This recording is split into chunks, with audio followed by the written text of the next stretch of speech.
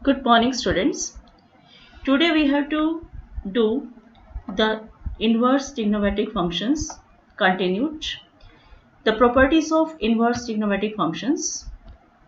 Before doing the properties of inverse trigonometric functions, we have to remind the domain and range. The domain and range of sine inverse x and tangent inverse x and cosecant inverse x. That included minus pi by 2 to pi by 2. In sine inverse x, we have closed interval.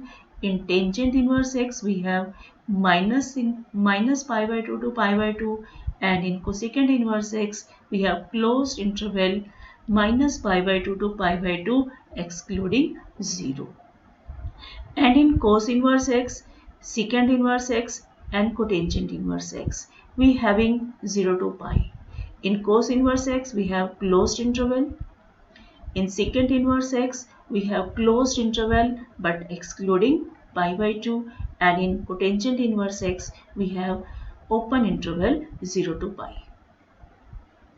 Always remind this principal value and domain of all trigonometric functions. Now we have important points related to inverse trigonometric functions. The first one is all inverse trigonometric functions represents an angle. First quadrant is common to all the inverse trigonometric functions. As you see in the principal values of all trigonometric functions having 0 to pi by 2. In third quadrant is not used in inverse trigonometric functions. Fourth quadrant is used in the clockwise direction, and I think that is used in sine inverse, tangent inverse and cosecant inverse, because in this the principal values having minus pi by 2 to pi by 2. And if x is greater than 0, all 6 trigonometric functions represents an angle. And if x is less than 0, then the sine inverse x, cosecant inverse x and tangent inverse x represent an angle from minus pi by 2 to 0, that means in the fourth quadrant. And if x is less than 0, then cos inverse x, cotangent inverse x and secant inverse x represent an angle from pi by 2 to pi, that means in the second quadrant. While solving the inverse trigonometric functions, we always remember to keep the concentrates of domain and range, because some restrictions of domain and range are there.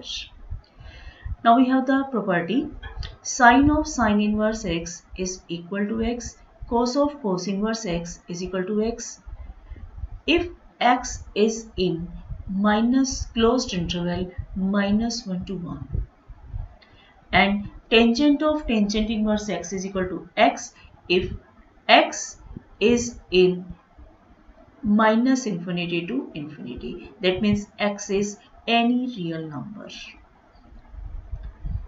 Next we have sine inverse of sine x is equal to x. Here we have sine inverse outside, and therefore x is in minus pi by 2 to pi by 2. That is the principal value of sine inverse x.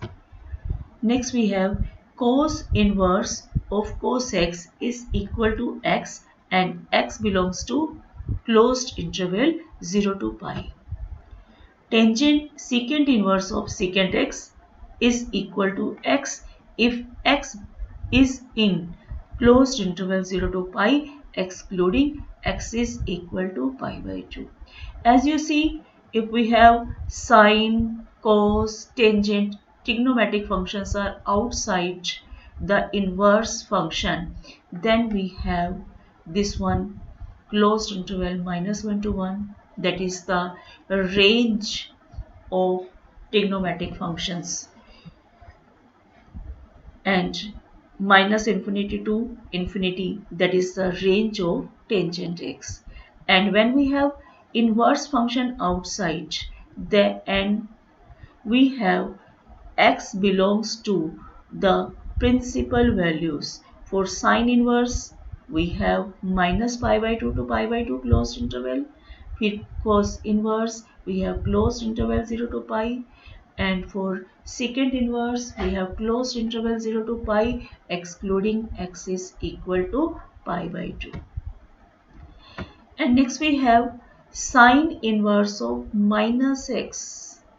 Sine inverse of minus x, minus sign is there, that is equal to minus sine inverse x if x is in closed interval minus 1 to 1. And cos inverse of minus x is equal to pi minus cos inverse x if x is in closed interval minus 1 to 1. Yesterday we have to find the value of cos inverse minus 1 by 2. Negative angles will be there. And now tangent inverse of minus x is equal to minus tangent inverse x if x is in minus infinity to infinity. And cotangent inverse of minus x,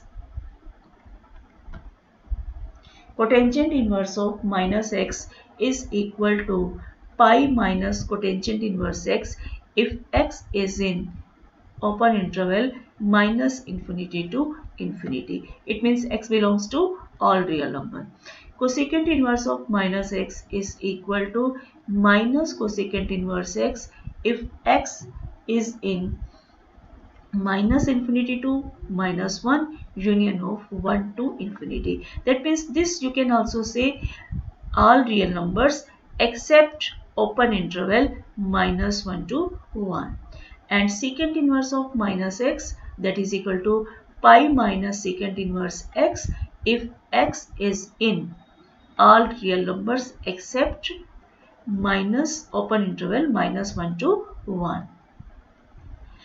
It means we have, when we have sine inverse minus x, tangent inverse minus x, cosecant inverse minus x, we have only minus sign outside.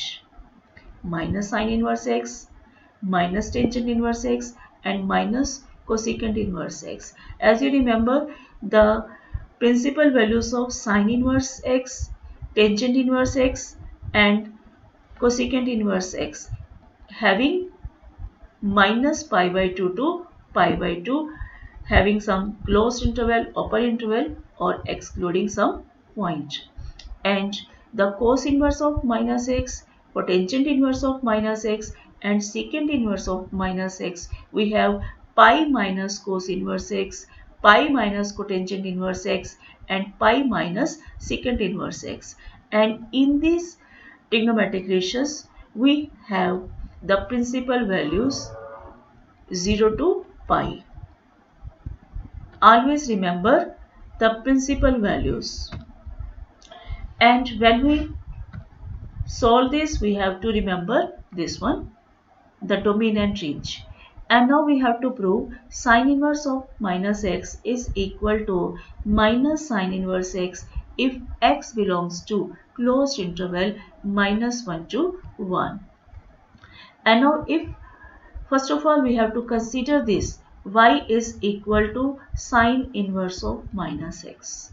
The main concentration on the principal value of sine inverse, that is closed interval minus pi by 2 to pi by 2.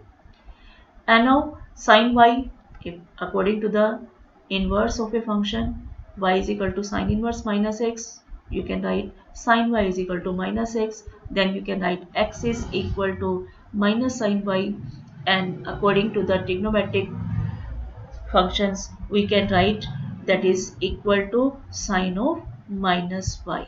We have to consider sine of minus x is equal to minus sine x.